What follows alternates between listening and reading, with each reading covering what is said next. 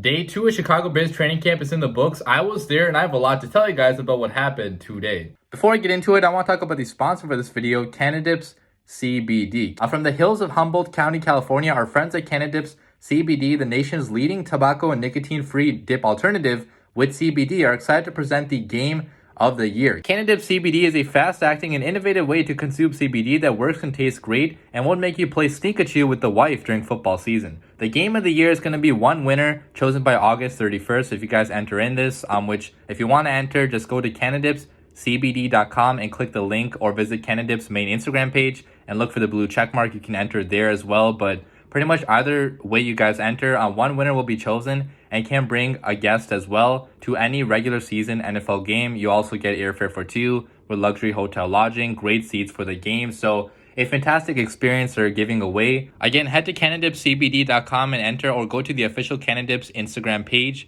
and type it all the way out to find the blue checkmark account to enter this promotion, and you can be the winner and enjoy seeing Brady visit New England for a final showdown or whatever your game of the year is going to be. Assuming for you guys, it's probably going to be a Bears game. So if you guys want to enter to win this contest, definitely be sure to enter. They also have a bunch of really cool product on their page as well. So if you guys want any CBD products, I have the link in the description listed below. So definitely be sure to enter. What's up, guys? I'm back with the Chicago Bears off-season training camp update videos. I'll be doing these every single day of training camp. So if you're new to the channel, be sure to subscribe for more daily content regarding training camp. I was at training camp today. I won't be there every single day, but I'll keep you guys updated on rumors, highlights, what happened in camp, all that good stuff I will be putting on my channel. So be sure to subscribe if you want all that news. But in today's video, guys, I'll be talking about the training camp practice that I went to today. And man, that was a fun ass experience. Okay, I'm not gonna exaggerate at all. That was probably the best training camp experience I've ever had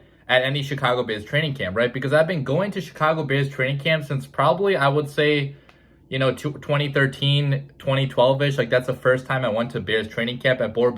But ever since that moment, like, today was by far the best experience I had, because man, that setup they had at Halas Hall, you could see the entire field, okay? Not just part of the field. You could see pretty much the entire field, which you could pretty much not do at Byrd unless you got there at like 5 a.m., right? So we had such good seats there, man. I was pretty much on the second level of the bleachers. So all the players like KHALIL, MACK, Justin Fields, they were all just right in front of me. And that was so cool to see, right? Just seeing all these superstar NFL players a couple feet away from you. So that was a pretty cool experience. And just the whole thing, I just had a lot of fun, right? So if you guys are going to training camp this year, be prepared for a lot of fun, because I really did enjoy it. Obviously, there weren't a lot of people at camp, less than 1,000 people, but I feel like that made the experience a lot better because you had a lot more privacy, right? You had a lot more room, a lot more space to yourself, so that made the experience a lot more fun. I was also tweeting like crazy today, guys. Like, I think I sent out probably 50, 60 tweets in the time I was at training camp, because I was giving updates on pretty much every single big play that happened at camp. So if you guys didn't see that yet, be sure to follow my Twitter feed at DaWindyCity, where I give a rundown of pretty much every single major play that happened at camp today. So if you guys don't get, all the details from this video, be sure to just look at my Twitter feed. All the rest of the details should be there. But in this video, guys, I'll be talking about the major points of what happened at camp. What were some of the biggest plays? What were some of the biggest, standouts? Who stood out to me? Who didn't look that good? What, update on the quarterback battle as well, right? Because we're still looking at who's better between Andy Dalton and Justin Fields. So I'll give you guys a rundown of all of that in this video starting right now. Let's begin by talking about wide receiver number 1, Allen Robinson. And my God, man, this guy by far looked like the best player on the football field, okay? From start to finish, didn't matter what quarterback he was playing with. He was pretty much playing with Andy Dalton for the majority of practice, because Andy Dalton is the number 1 quarterback. But my God, man, the amount of plays this guy made, it just makes you wonder why Ryan Pace has not extended him already. Because, man, I'm going to give you guys a rundown of 3 big plays that AROB made today. So one of them was pretty much a diving sideline catch where Dalton was throwing to him on the sideline. It was a little bit out of his reach, but AROB still dragged his feet and got that catch in bounds. Okay, he had to dive forward, but he still caught that ball. Another really cool catch was when Andy Dalton going over the middle of the field to AROB, which, by the way, guys, AROB is going to play a lot more in the slot now, so you'll see AROB in the middle of the field a lot more. But on this particular play, Dalton threw the ball behind Allen Robinson, okay? It was a good deal behind him, and AROB had to stop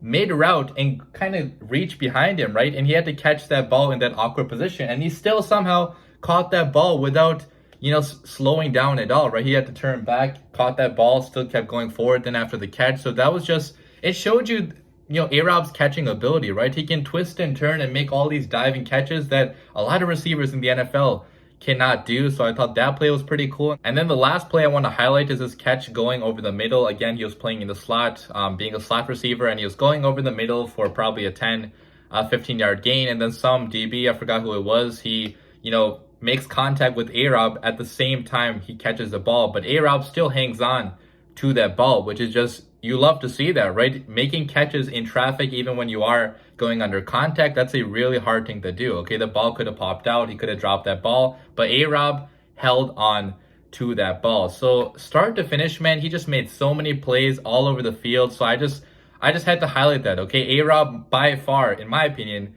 he won the day. Okay, he looked like the best player on the football field. But let's not forget about the other receivers as well, okay? Because Darnell Mooney, his number 2, sidekick pretty much, right? He also had a big play that I have to talk about, okay? I'm sure some of you guys already saw this on Twitter, but Andy Dalton was at quarterback. He was going down the field to Darnell Mooney, and Darnell Mooney, man, he was covered by Jalen Johnson. I think it was just one-on-one man coverage, and man, Darnell Mooney got Jalen Johnson to bite hard on a double move, okay? It was a nasty double move, kind of similar to the one he pulled on Jalen Ramsey on Sunday Night Football last year against the Rams. It was kind of similar, except Jalen actually got hurt on that play, okay? He was actually shaken up pretty bad after that happened. He was out for a few plays after that, which I was kind of worried about at the time, but he's fine now, so we don't have to worry about that. But man, that's how hard Darnell Mooney got him to bite on that move, okay? He got shaken off to the ground pretty much and literally just twisted his ankle. Okay, that's what Darnell Mooney made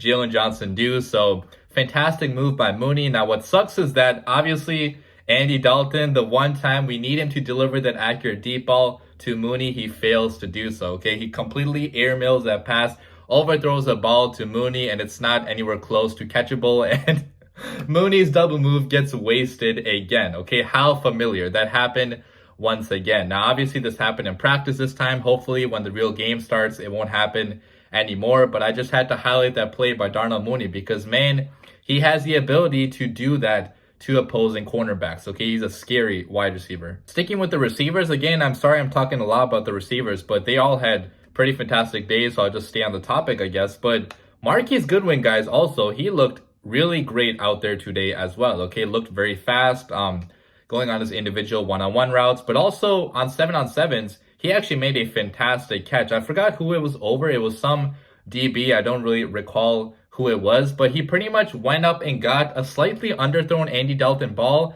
and pretty much just high pointed it and came down with that catch. Okay, I didn't know Marquise Goodwin had the ability to make those types of catches, but apparently he does, okay, because he made that right in front of me. So that was probably one of the best plays of the entire day. Okay, the ability to jump up and get that ball, come down with it, and then he also ran for that touchdown pretty much. So just great play by Goodwin. Some not so positive news though about the receiving corps is that Riley Ridley didn't look all that great today. Okay, he did have a couple nice catches here and there, and he was targeted by Justin Fields a lot today, so that's something to keep in mind. That UGA connection maybe will continue in training camp, but he had a lot of drops today. Okay, he had like 2 or 3 drops that counted, which some of them also were not even, he wasn't even close to being by a DB. So it was kind of just silly mistakes that he was making on the field, and you just cannot do that at this point in your career. Okay, you're entering year 3, you've pretty much never played in this Matt Nagy offense. So like, what are you doing at this point? Okay, so hopefully Riley Ridley does pick it up. But besides him, I mean, the rest of the receivers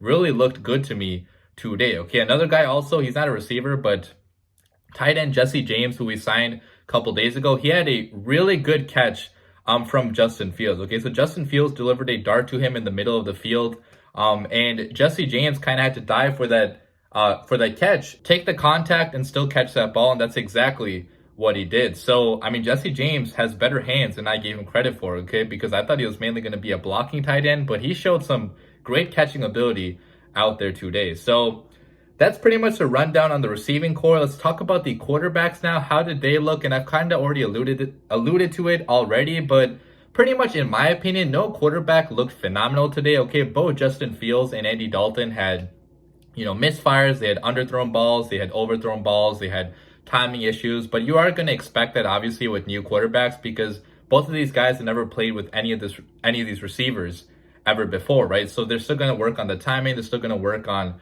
getting in tune with these receivers. But as of now, I would still say Andy Dalton had the better day, and he's still looking like the week 1 starter because he looked more like a professional NFL quarterback, right? He looked more in command. He looked more comfortable, but that's obviously going to be expected, guys. Okay, this guy's been in the NFL for like 10 years now. Okay, so obviously he's going to have more knowledge of NFL plays. He's going to have more comfort being, in training camp. Whereas Justin Fields, you could tell he was going through some rookie pains. Okay, kind of one thing that I did point out was that, or that I want to point out, is that Justin Fields reading the field, he has to be a little bit faster. Okay, there were a couple times today where Justin Fields got sacked because he wasn't able to get to the proper read in time. Okay, he was going to the correct read eventually, but just not in time. And you cannot do that in the NFL because those plays are going to result in a sack. Now, he throws a beautiful ball. Okay, his mechanics, all that are really not the problem to me at all. It's just that he needs a lot more practice. Okay, he needs more time with these receivers. He needs to get better timing with all his guys. He needs to get a little bit faster, adjust to the pace of the game, which that's not anything to be worried about at all. Okay, yeah, obviously he had some underthrown balls today. He had some overthrown balls, but biggest thing is that he didn't have any interceptions. Okay, he didn't force the ball anywhere. He didn't go somewhere where he was not supposed to go. He was just a little bit off with his accuracy and with his timing, which can be fixed over time, okay, as you get more practice. So right now, obviously, Andy Dalton is winning the job, but it's only been 2 days of practice, okay? It is way too early to be making any conclusions. So just wait it out a little bit and we'll see what happens, okay, starting week 1. But that is pretty much a rundown on the quarterbacks. Let me get to the defense now. I'll try to go over this a little bit fast because I recognize the video is getting a little bit too long. But pretty much the big takeaways on defense was that, first of all, man, KHALIL Mack looked great out there, okay? He was out there in the pass rush drills, just completely dominating, but also in 7-on-7s, 11-on-11s as well. He was just out there making an impact pretty much every other play, okay? Every other play I was looking out there, and KHALIL Mack was getting very close to the quarterback, okay? Getting close to sacking Andy Dalton. Obviously, he couldn't put his hands on Andy Dalton today because you can't do that in practice, so obviously he couldn't finish the deal, but KHALIL Mack was just looking as great as he's ever been, okay? I honestly think he's ready for another Defensive Player of the Year type of season, okay? If you look beyond the pure, sack numbers, he was actually a very good player last year, okay? One of the most elite pass rushers in the league. It's just that he had no help at all on the opposite side of the line. So KHALIL Mack, man, looking great as always. Excited to see him play this year. Another guy I want to highlight is Thomas Graham. Okay, Thomas Graham, we selected him in the 6th round this year. He's competing for that nickel spot along with Duke Shelley, and man, he really flashed on a lot of plays today. Okay, he made a fantastic pass breakup on I think it was a throw from Nick Foles, I believe, going over the middle of the field to forgot which receiver, but he kind of went in there, broke up the pass, so just great play by him. And he also, made a couple other plays as well. So overall, man, Thomas Graham could look to maybe even start at nickel, okay? Because right now at nickel, we don't really have any proven option, right? We got rid of Buster Screen, so right now it's probably going to be Duke Shelley and Thomas Graham competing for that position, because I feel like Kindle Vildor is most likely going to be an outside corner competing with, what's his name? Forgot his name. What the heck is his name?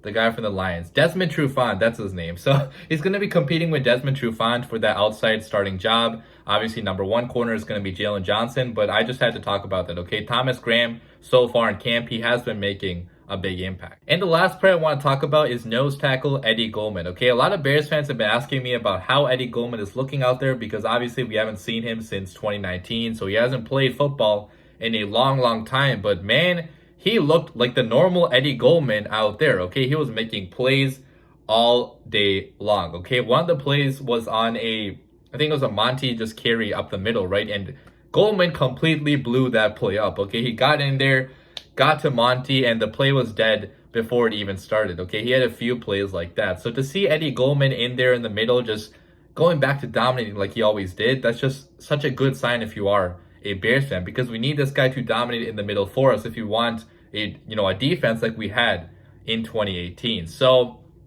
that pretty much wraps up all the takeaways I had for today. Another thing I want to talk about also, though, is that Akeem Hicks was not in practice today, which I'm not really sure why. Couldn't really find an explanation for that. So maybe Matt Nagy will talk about what happened there. I don't think it was an injury because he was looking healthy the day before. So Don't really know what happened with Akeem Hicks, but otherwise, Eddie Jackson was also not playing due to injury. Tevin Jenkins was also out due to injury, so those should not be severe injuries according to Nagy, so hopefully they'll be back for this weekend. But as of now, they're not playing, so that kind of sucks. But yeah, guys, that pretty much wraps up the video.